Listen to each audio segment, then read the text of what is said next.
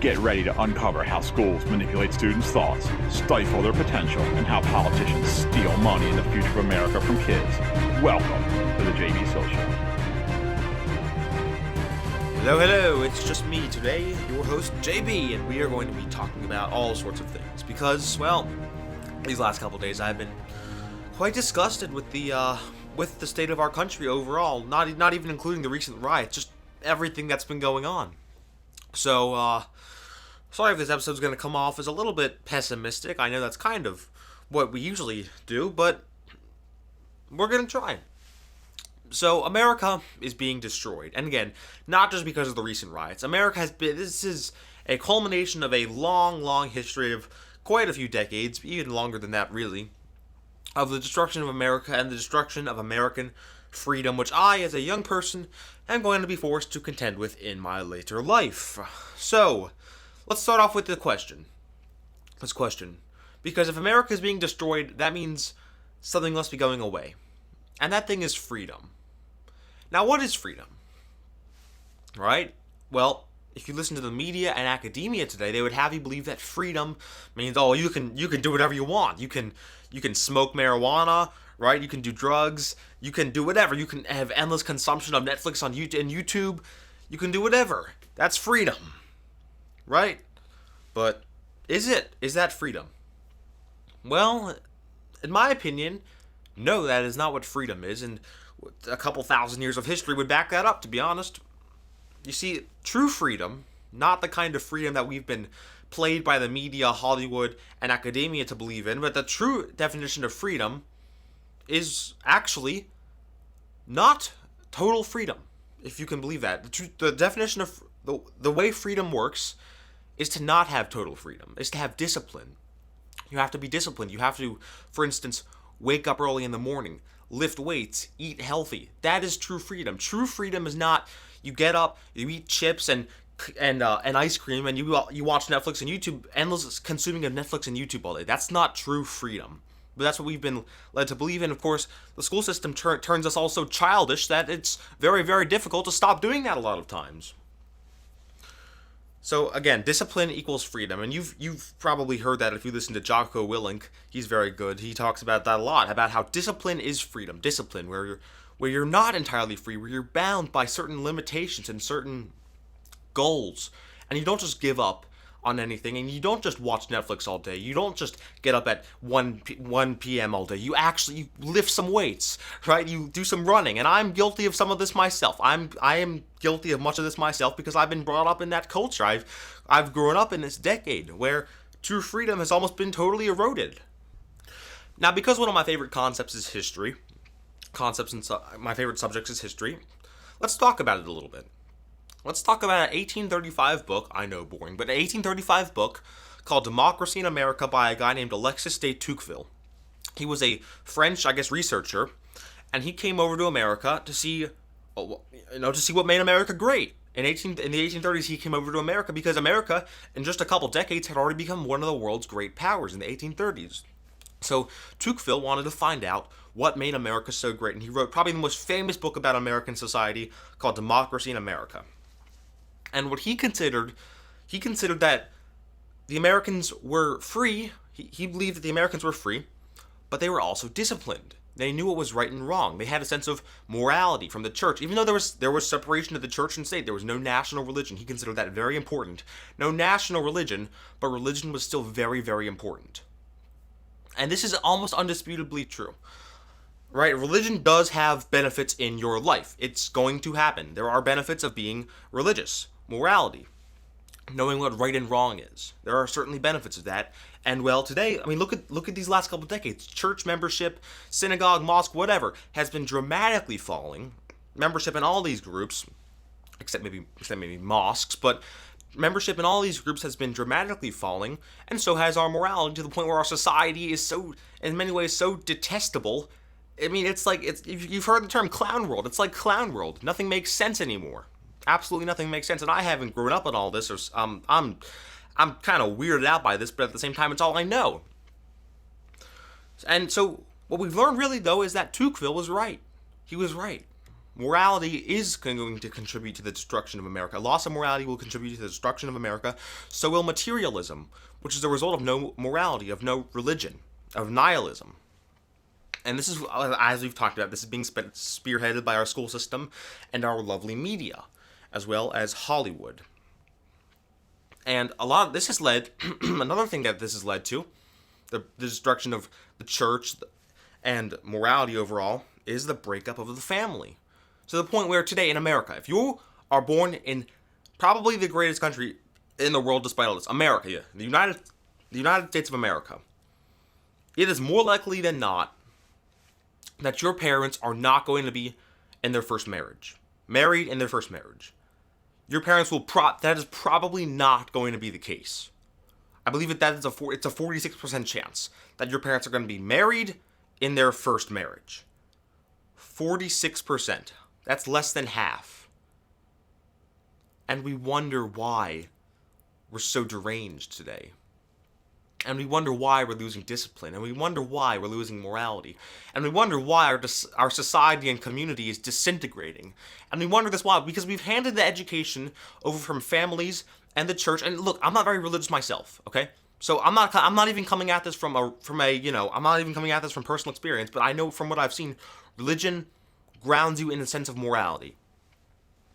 And while that's being destroyed, our society is going insane. Just like Tocqueville said, that is going to be the great problem America can face.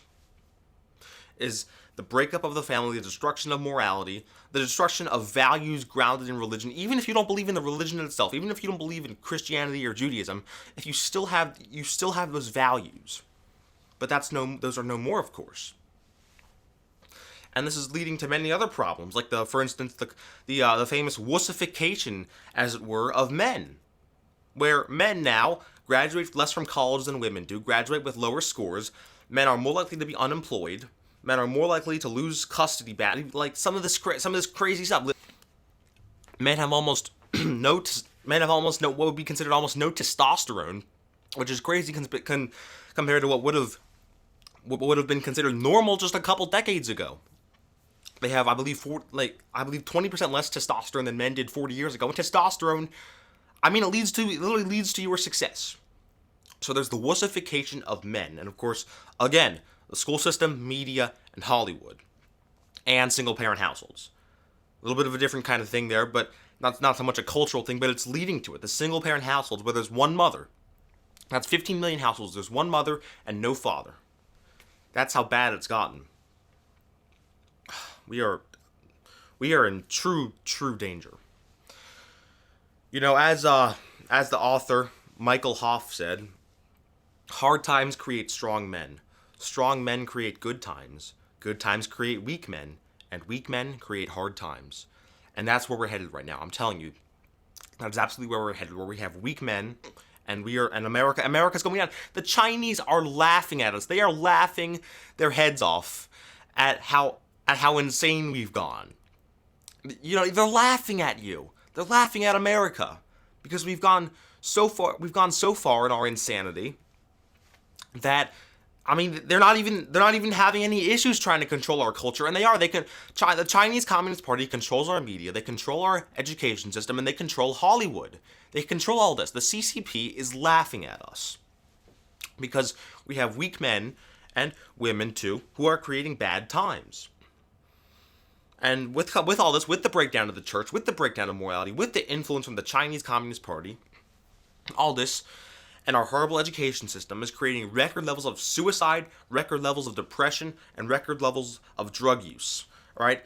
Suicide. If you go to school, if you send your kid to school, there was about a 1 in 5 chance they will seriously consider suicide. If you send your kid to school.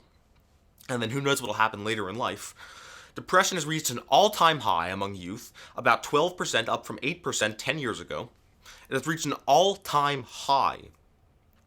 And so has, of course, drug use, because schools are very good at turning kids into addicts. I don't know if you've noticed, but with health class where you're told not to use drugs, the effect from that seems to have kids use drugs. So that's great, just absolutely great.